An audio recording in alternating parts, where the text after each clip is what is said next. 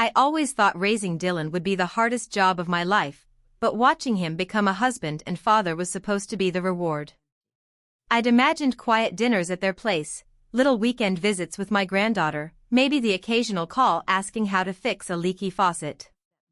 Instead, for months, I'd felt him slipping away, offering one-word answers to my messages and dodging every invitation.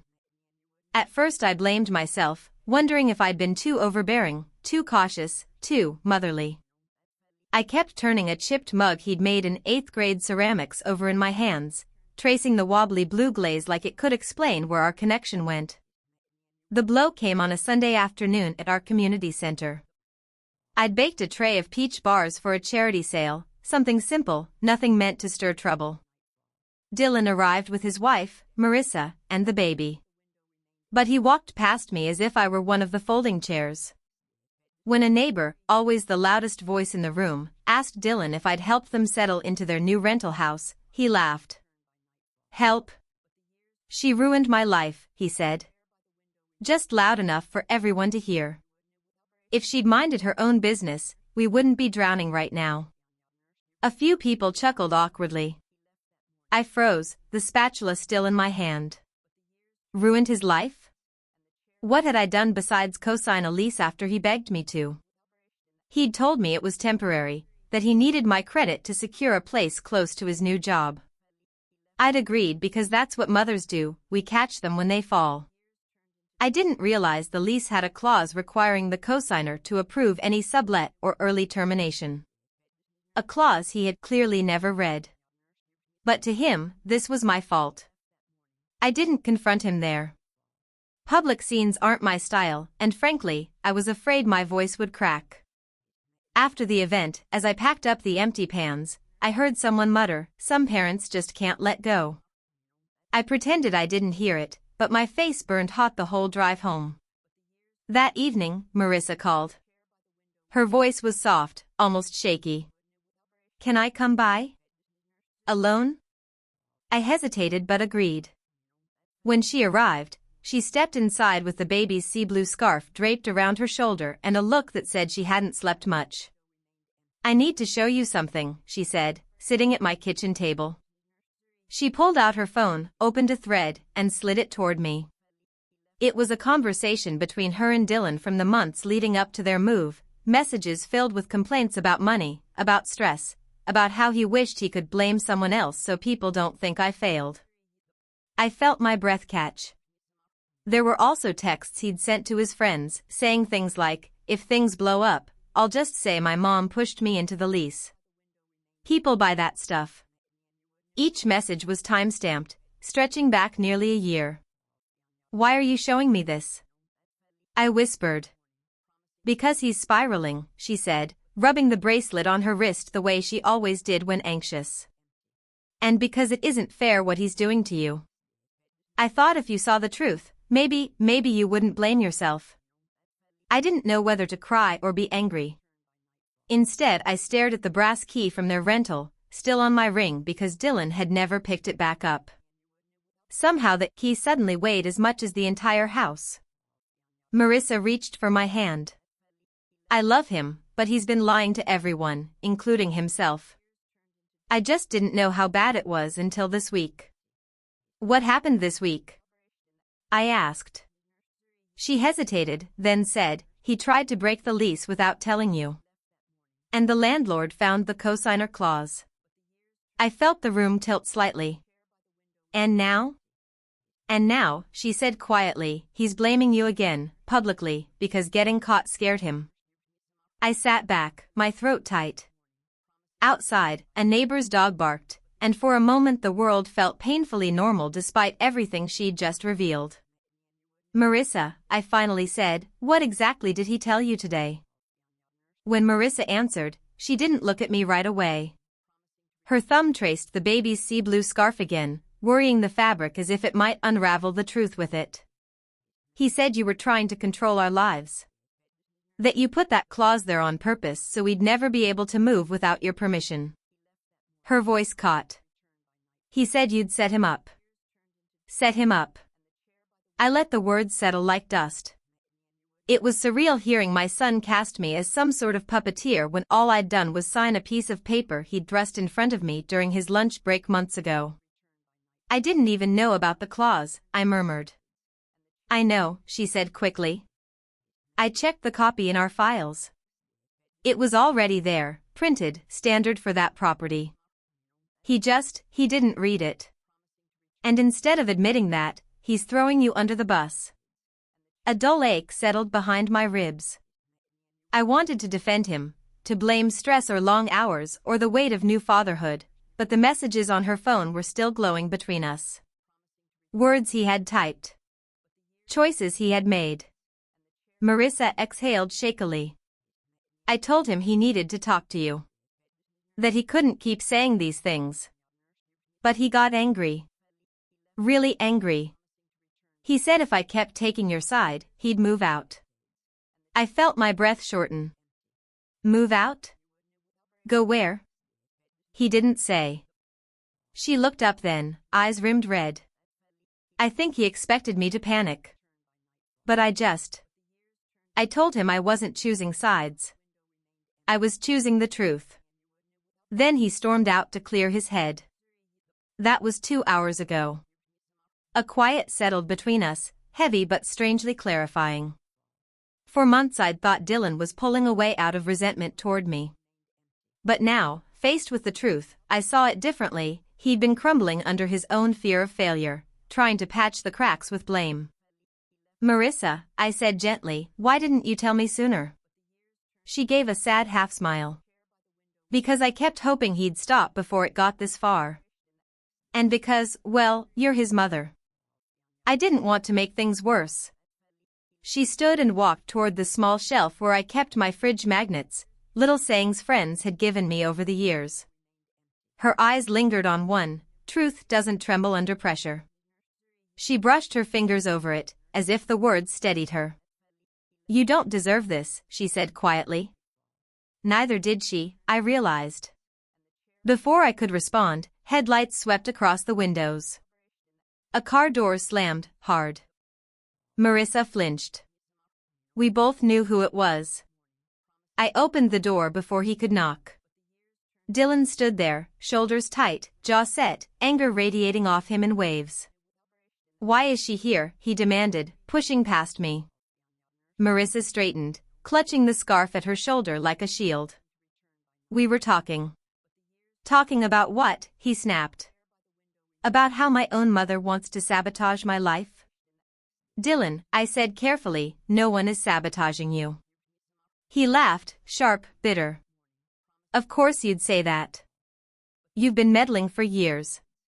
And now, thanks to you, we're stuck in that house another 6 months. I told you not to get involved, but you always have to control everything. I felt my hands tremble, but I kept my voice steady. You asked me to co-sign. You told me you needed help. That was before I realized what strings you'd attached. Strings? Marissa cut in, incredulous. Dylan, it was a standard lease. He turned on her, eyes flashing. You're taking her side again? There aren't sides, she said, her tone soft but firm. There's just what's real and what isn't. He shook his head and looked at me with a bitterness I didn't recognize.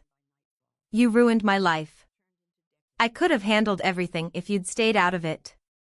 The words hit harder than they had at the community center, maybe because they were delivered in my own living room, beneath the photo of him as a toddler wearing mismatched socks and a crooked grin. Marissa stepped forward, placing her phone on the table between us. You need to stop lying, she said quietly. Especially to yourself. He frowned, confused. She tapped the screen. The messages lit up, his messages. Dylan's eyes flicked over them, and something shifted in his expression. A flinch. A flash of panic. Then anger again, but weaker this time, like a fire struggling to stay lit. You saved these? He asked her. I had to, she replied. You weren't hearing me when I tried to talk about it. He closed his eyes for a moment, chest rising and falling too quickly. So you're both teaming up to make me look bad. No, I said, stepping closer. We're trying to show you the truth so you can fix this. He opened his eyes then, and I saw something I hadn't seen in years: his fear. Real fear, raw and unguarded. I don't know how to fix anything, he whispered. For the first time since he'd walked through the door, my heart tugged for him instead of recoiling. Then start by talking, I said softly. But before he could answer, his phone buzzed. He glanced at it, paled, and muttered, "It's the landlord." Marissa and I exchanged a look. Dylan swallowed hard. He's calling about the lease. And that was how the night truly began to unravel. Dylan stared at his ringing phone as if it were a lit fuse. He didn't answer. Instead, he silenced it, shoved it into his pocket, and paced the length of my small living room, his sneakers scuffing the rug he used to nap on as a kid. The tension in the air tightened with every step he took. Marissa shifted closer to me, her voice barely above a whisper. "You should call him back." Dylan spun. "Why? So he can yell at me again?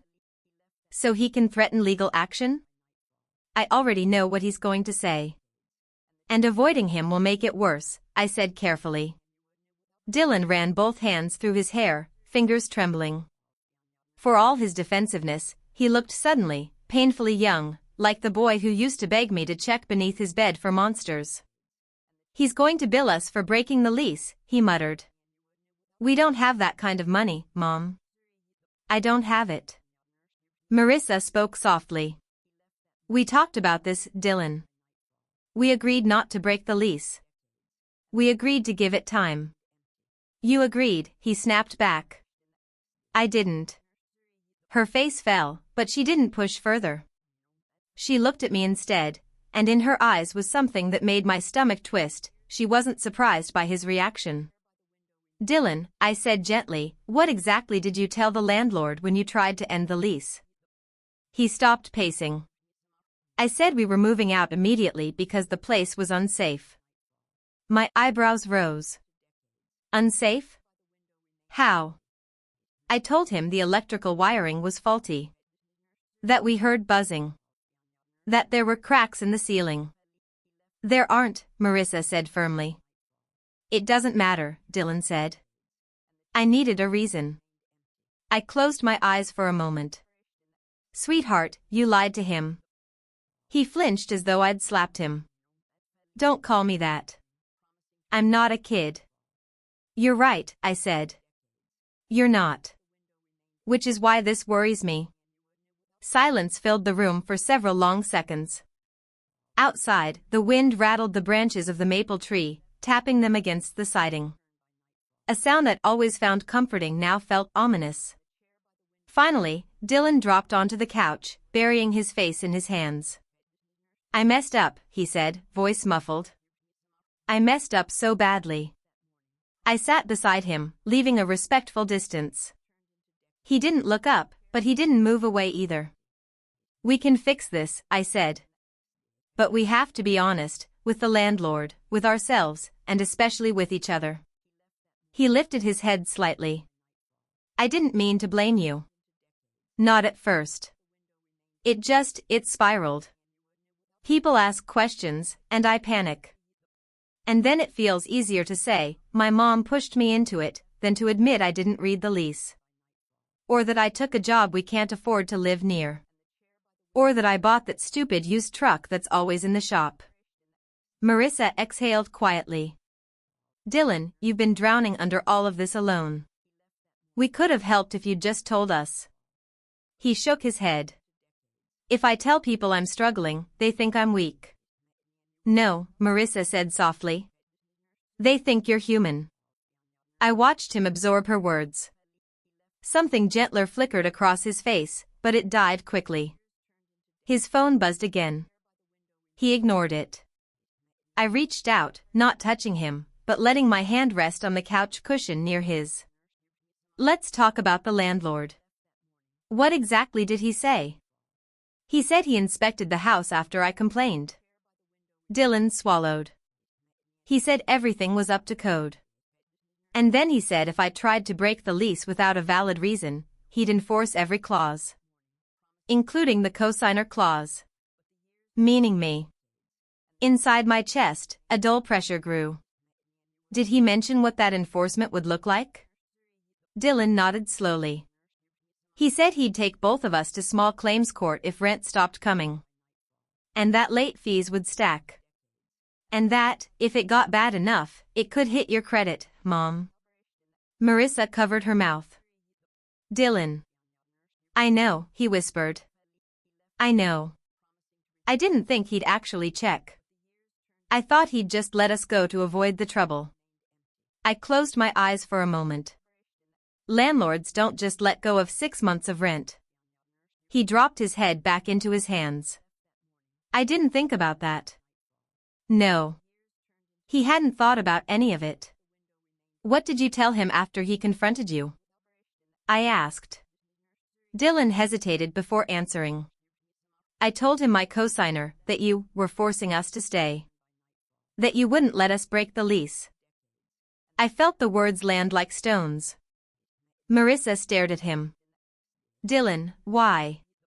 Why would you drag your mom into it again? He looked up at us, eyes red. Because I panicked. I didn't know how to explain the lies without making myself look like a complete screw-up. I didn't move. I didn't speak. I let his confession hang between us. After a long moment, I asked, did he believe you? Dylan's silence was answer enough. Marissa sank into the chair across from us, rubbing her bracelet again. So he thinks your mom forced you into a lease you wanted to break. Dylan nodded. And he thinks she's the reason you lied. Another nod. And, I said slowly, he thinks I am the obstacle standing between you and freedom. Dylan swallowed hard. Yeah. Marissa exhaled shakily, covering her eyes for a moment. Oh, Dylan. I leaned back, pressing a hand against my sternum where the ache had settled deep. What does he want now? Dylan's answer came out in a whisper. He wants a meeting. Tomorrow morning. With all 3 of us. A cold wave swept through me. And, he added, voice cracking, he wants us to bring documentation of every claim we've made. Including the false repairs. The non-existent wiring issues. The fictitious ceiling cracks. Marissa and I exchanged a look, one of those silent conversations mothers and daughters-in-law have when the world tilts unexpectedly. Mom, Dylan said, voice trembling now, I don't know what to do. I did. I just wasn't sure he'd like it. I didn't answer him right away. I let the weight of everything settle, his lies, the landlord's demands, the public humiliation I'd endured at the community center. A year's worth of strain packed into a single night. I rose from the couch and walked to the kitchen counter, needing a moment to breathe. My fingertips brushed the chipped mug Dylan had made when he was 13. The glaze had cracked years ago, a thin line splitting the crooked handle. I'd kept it anyway. Love accepts imperfections, it doesn't excuse them. Marissa watched me carefully. Dylan looked too frightened to speak again. Okay, I said at last, turning back to them. We're going to that meeting. But we're not going to keep covering up lies.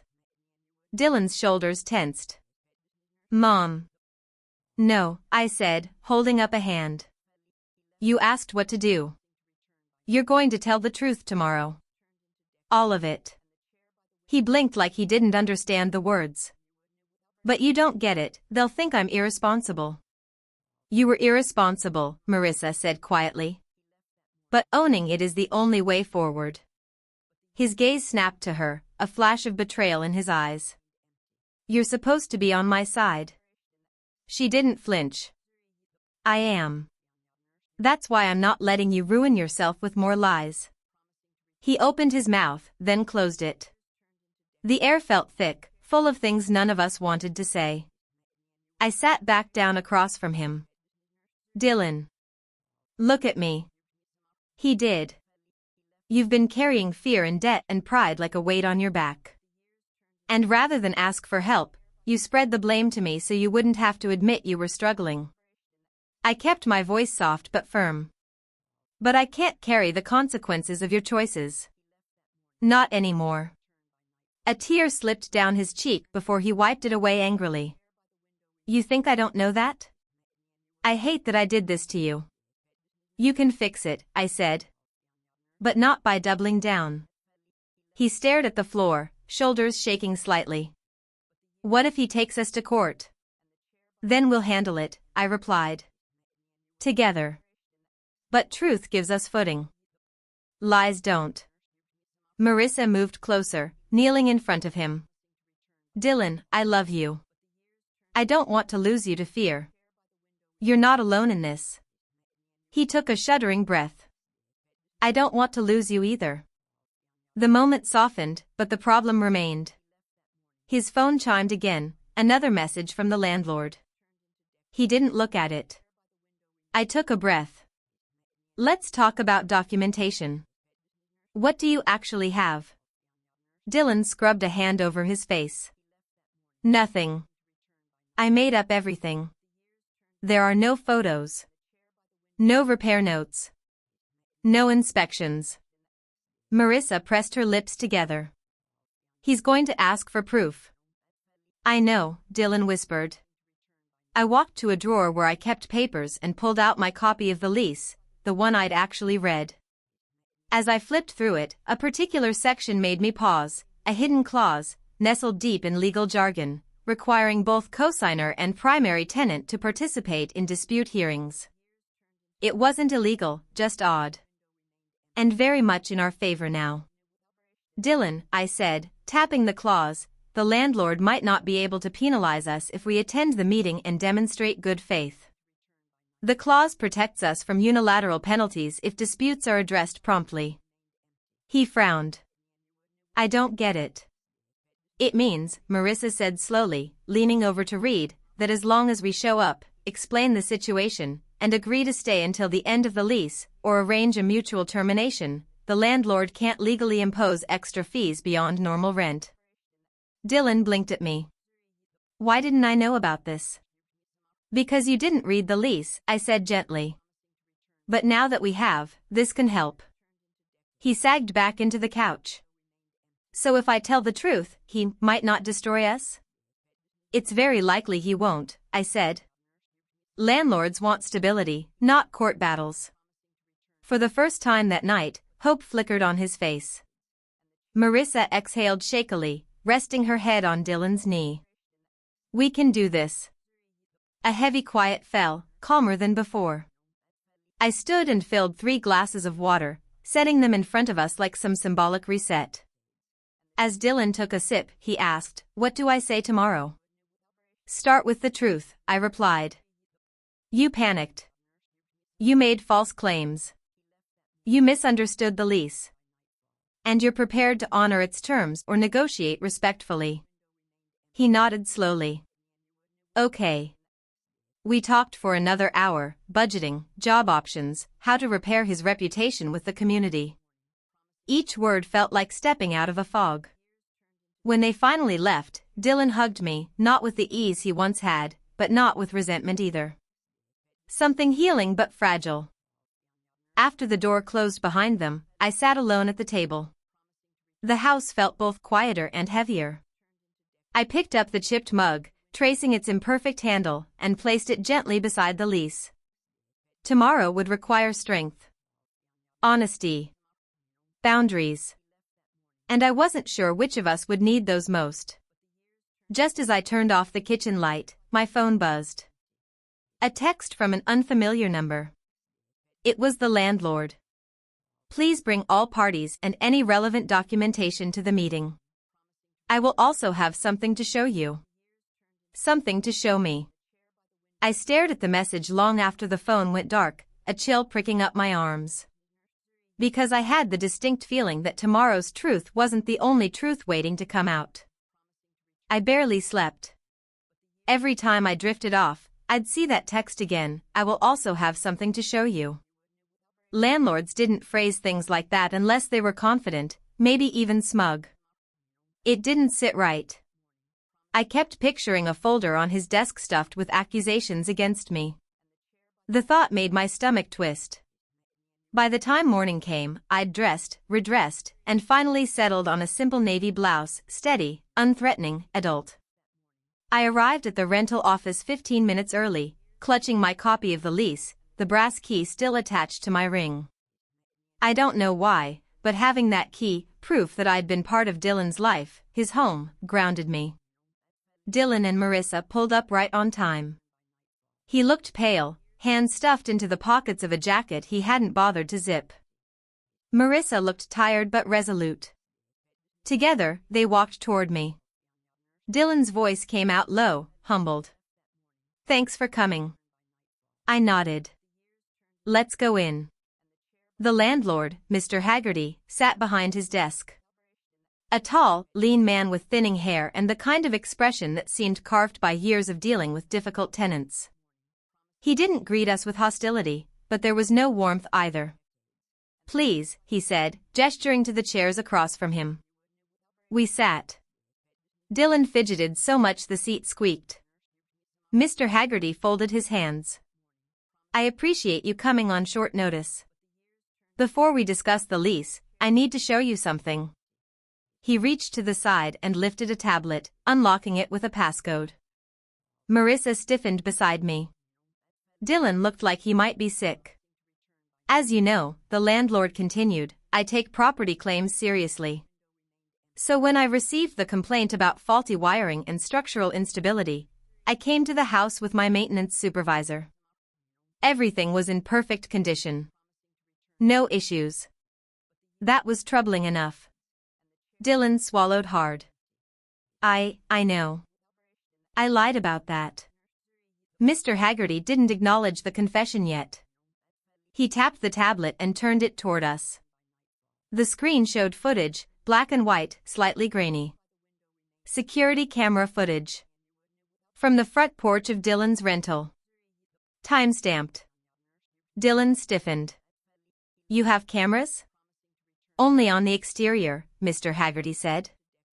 "Clearly stated in the lease. Doorbell camera included." I remembered reading that line, buried in the middle of the utilities section. A safety measure, not surveillance, but still. The footage showed Dylan on the porch with a friend I didn't recognize, broad-shouldered, wearing a baseball cap. They were carrying boxes. Boxes labeled storage. Marissa's eyes widened. "Dylan, when was this?" He whispered, "Last week." The footage continued. Dylan spoke to his friend, unaware of the camera at his shoulder. "If the landlord thinks the wiring's bad, we're out. I'll just say Mom forced me to sign. She's the co-signer, everyone will believe she's controlling." My breath caught. The words were sharp, unmistakable. A knife with my name on it. Dylan closed his eyes, face blanching. "I didn't know you had footage." I'm sorry." Mr. Haggerty paused the video and set the tablet down. "I'm not showing you this to humiliate you," he said.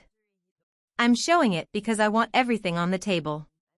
Lies complicate things. Truth simplifies them." He leaned forward slightly. "I don't want a court battle. I don't want to ruin anyone's credit. I want tenants who communicate honestly." I cleared my throat. "We understand. And Dylan is prepared to take responsibility." The landlord nodded. "Good. Then here's what I propose." He slid a document across the desk. A simple one-page agreement. Marissa leaned in, reading fast. "This is a mutual termination option?" "Yes," Mr. Haggerty said. "If you decide to relocate, I'm willing to end the lease early, provided you give 45 days notice, continue paying rent through that period, and agree to a standard move-out inspection. No penalties. No legal action. Clean break for everyone." Dylan stared, stunned. "Why would you offer that?" "Because," the landlord said calmly, "I believe in second chances when people are honest. And because I don't want unhappy tenants on my property.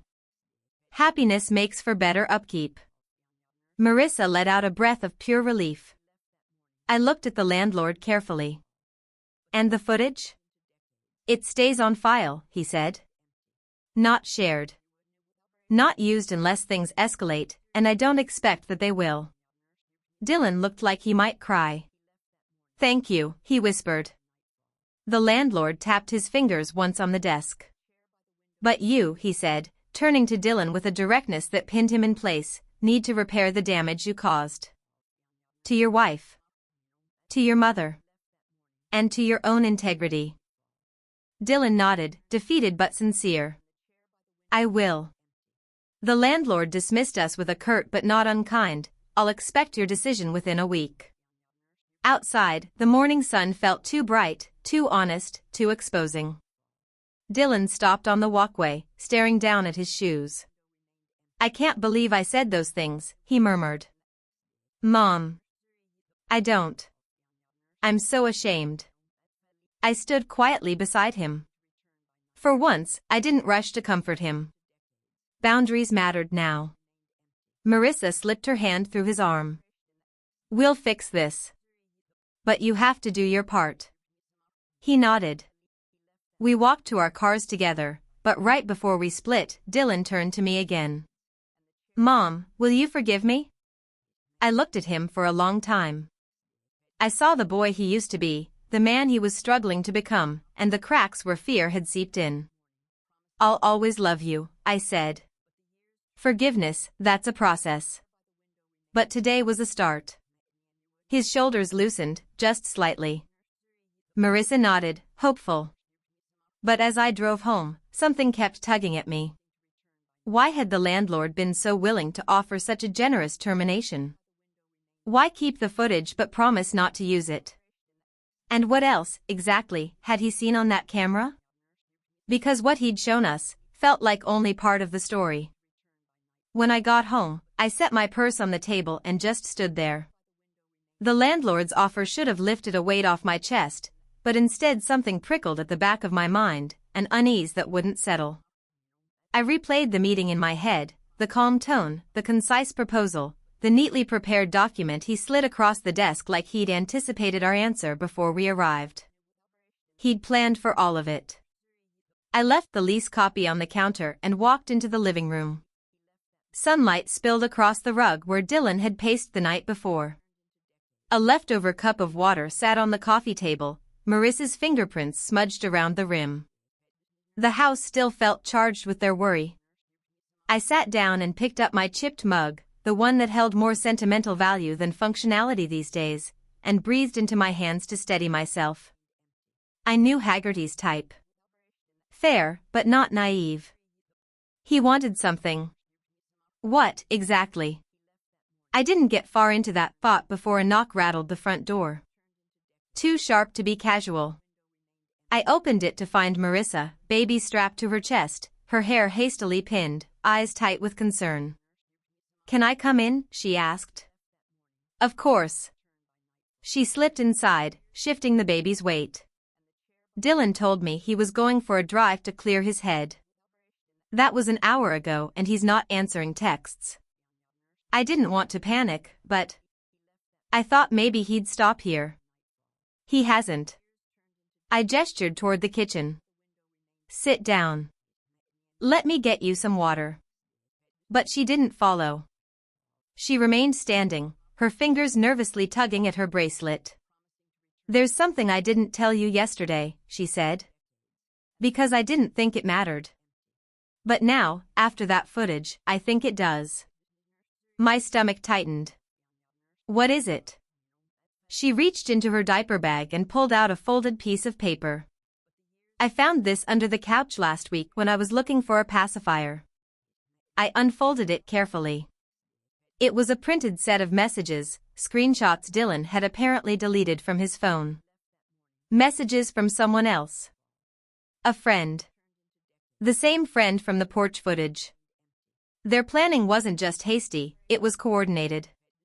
One message stood out: if you can get your mom to take the blame, landlord can't prove you lied. Another: make her look overbearing. People will buy it. A cold flush washed over me. Marissa swallowed. I think he was being influenced. Not controlled. But pushed. I lowered the paper. Why didn't you show me sooner? I thought it was just him venting, she said softly. I didn't realize he'd actually act on it. I glanced at the chipped mug beside my hand.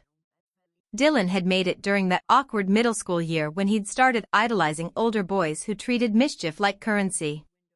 History did have a way of repeating itself. Before I could respond, Marissa reached into her bag again and pulled out a small envelope. There's something else.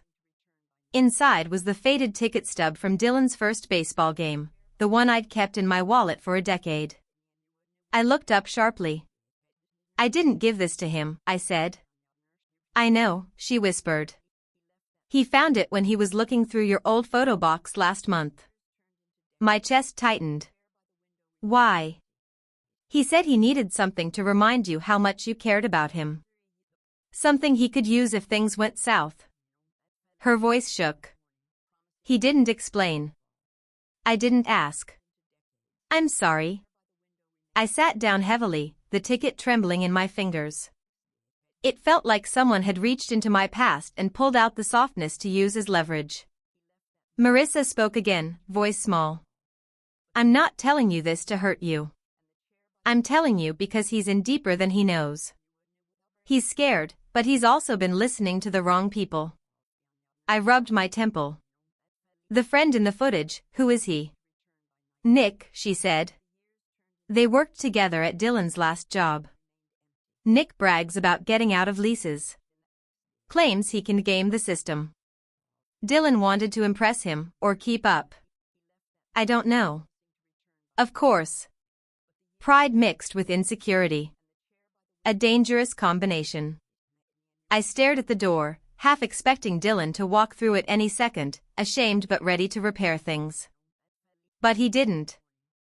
Marissa reached for my hand. I think the landlord only showed us part of the footage because there's more. Maybe something he's holding back until he knows where Dylan stands. The realization clicked like a lock turning. The landlord wasn't being generous. He was giving Dylan one chance, one quiet, dignified exit, before revealing something worse. Marissa, I said slowly, did you see Dylan's messages this morning? Before he left?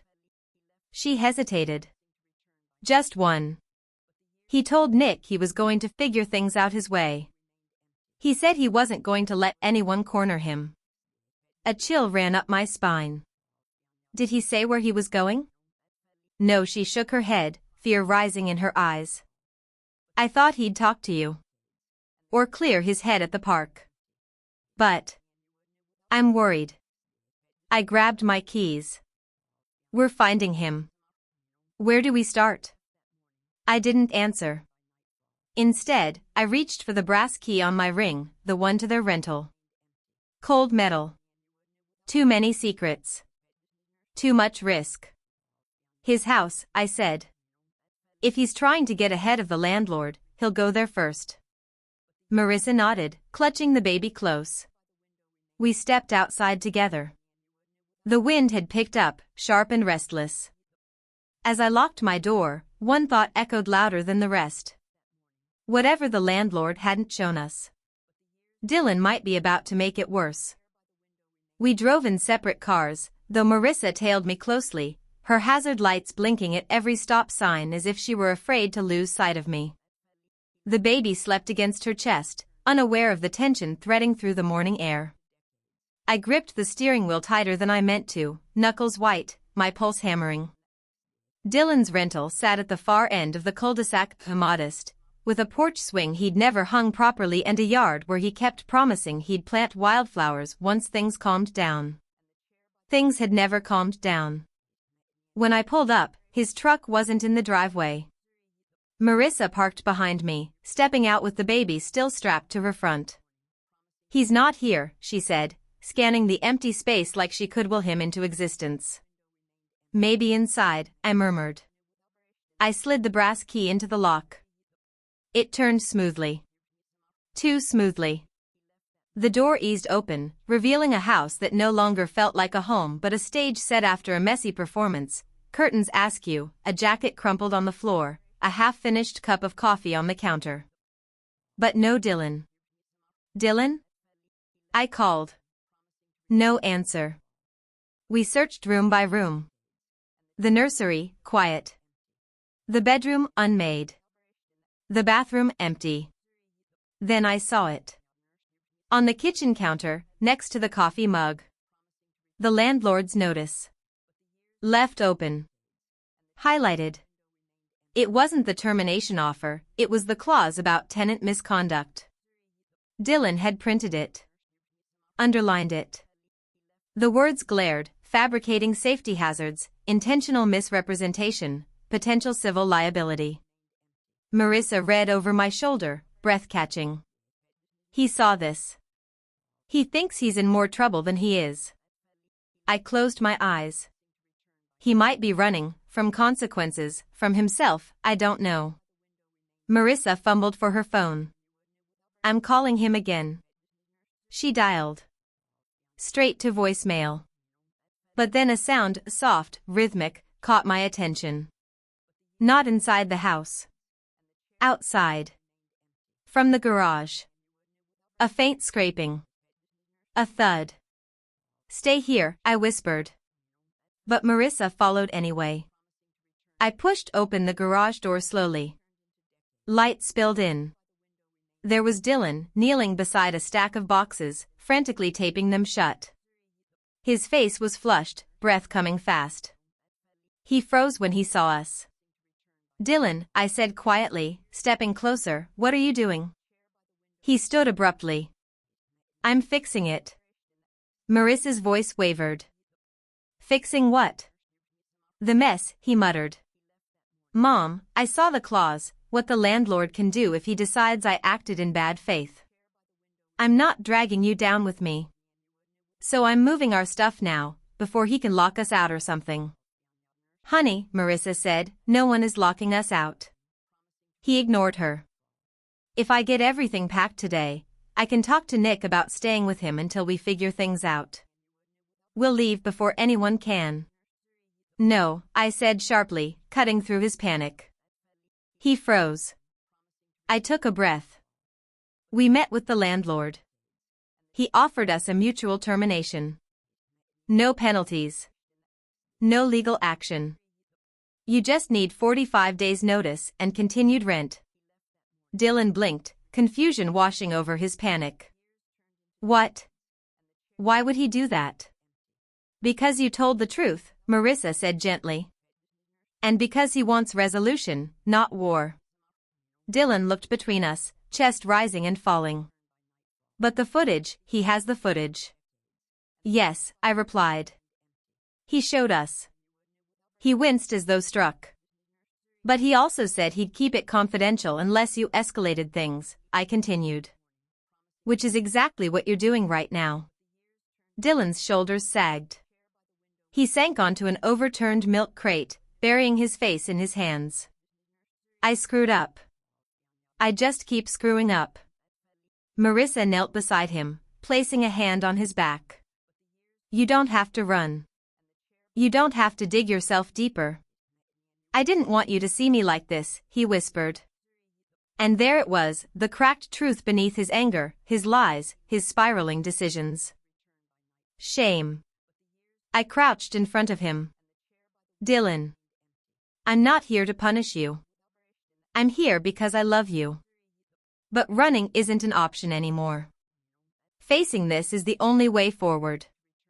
He lifted his head slowly, eyes red. Why did he really offer that termination? People don't just forgive lies because someone showed up to a meeting. I hesitated. Marissa looked at me, realizing at the same moment I did, that we'd both avoided that question. Dylan straightened. Mom, what aren't you telling me? I exhaled. The landlord said he had something to show us. But he only showed one piece of footage. I think he's holding back something else. Dylan swallowed hard. Like what? Before I could answer, Marissa stood abruptly. Hold on. We turned as she walked toward the landlord's doorbell camera screwed into the exterior frame of the garage. She studied the angle, eyes narrowed. This only captures part of the porch. If he showed us that clip specifically, it means he picked it.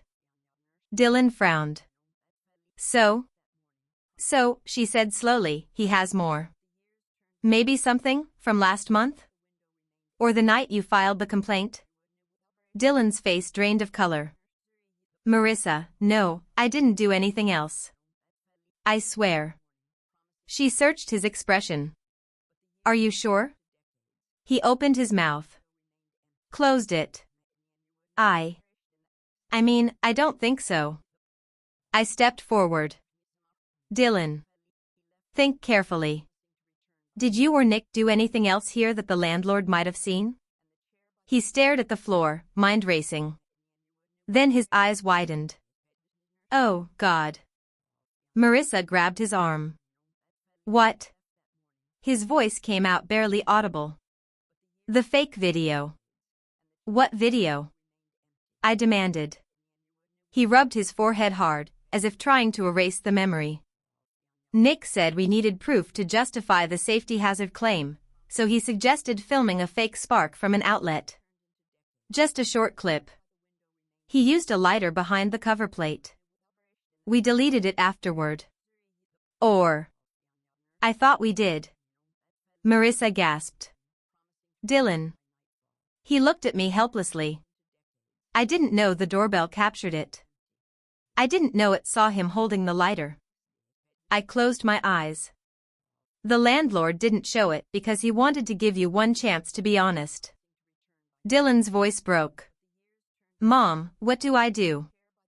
I opened my eyes and looked at him, not the child he had been, not the man he was trying to pretend to be, but the person trembling in front of me, finally stripped of excuses. You tell the truth, I said.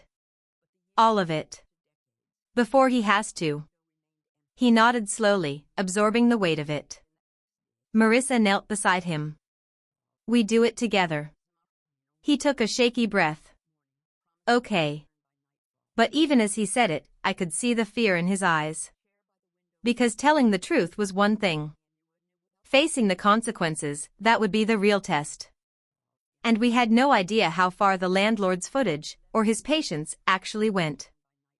That afternoon, after bringing Marissa and the baby home and making sure Dylan wasn't left alone with his spiraling thoughts, I drove back to the rental office. Dylan and Marissa trailed behind me in their car. He insisted on coming, said it was time to face everything without hiding behind panic or pride. His hands shook when he stepped out of the car, but he didn't retreat. That alone told me something within him had shifted. Inside, Mr. Haggerty looked up from his computer. He didn't seem surprised to see us. Back so soon, he asked, neutral but observant. Yes, I replied. Dylan has something he needs to say. The landlord gestured for us to sit. Dylan lowered himself into the chair across from him, posture rigid, breath uneven. Marissa rested a steadying hand on his back, and I sat quietly beside them, giving him space but not abandoning him. Dylan swallowed hard. I need to tell you the whole truth. His voice quivered, but he didn't stop. I lied about the wiring. And the ceiling. And the noise. He took a breath. And there was another thing. Mr. Haggerty folded his hands. Go on.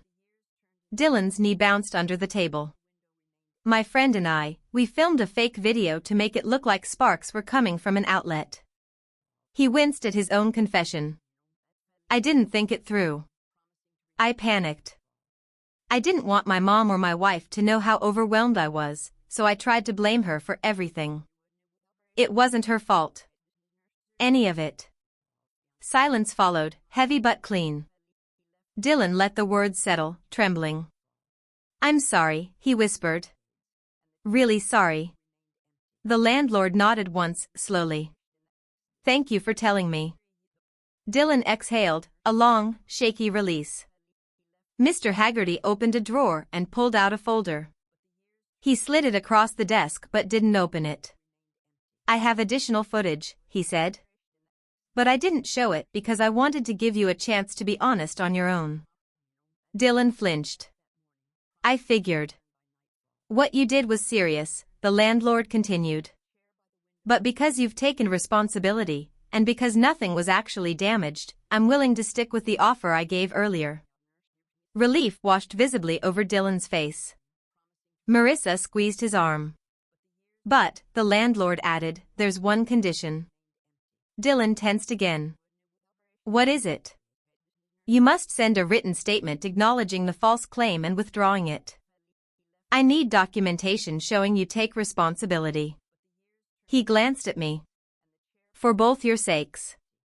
Dylan nodded vigorously. Yes. Absolutely. And, Mr. Haggerty continued, I expect you to stay in the home responsibly for the remainder of the 45-day notice period. No more stunts. No more bad advice from your friend. Dylan looked genuinely chastened.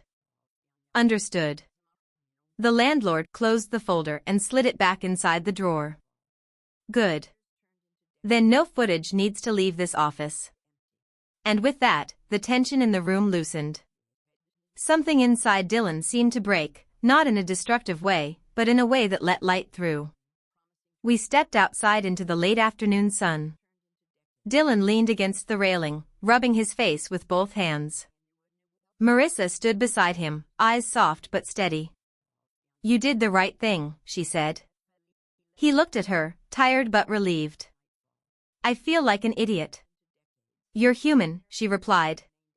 He turned to me then. Mom. I waited. I'm so sorry, he said, voice thick. For blaming you. For humiliating you in front of everyone. For everything. I stepped closer, not quite touching him, not pulling away. I needed you to own it. You did. Do you forgive me? I took a breath.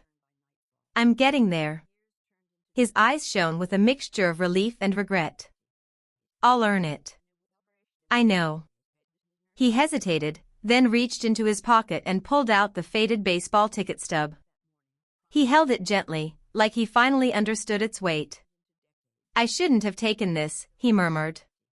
I'm sorry. I took it back and tucked it into my purse. Thank you.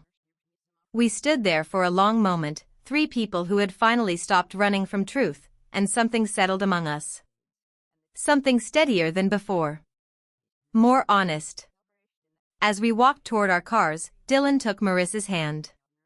The baby stirred against her chest, stretching a tiny arm. Life, uncomplicated and new, reaching for the air. Before climbing into his truck, Dylan looked at me again. Mom, will you come over for dinner tonight? I smiled. If you cook. He huffed a small laugh. Deal. It wasn't a full repair. Not yet. But it was a beginning. A few days later, Dylan submitted his written statement to the landlord. Marissa drafted the email for him, but he typed every word. They started budgeting together, canceling the unnecessary expenses that had weighed them down. Dylan even deleted Nick's number. And at the next community event, Dylan, my stubborn, flawed, growing son, stood beside me, introduced me to three neighbors, and said clearly, loudly enough for everyone to hear.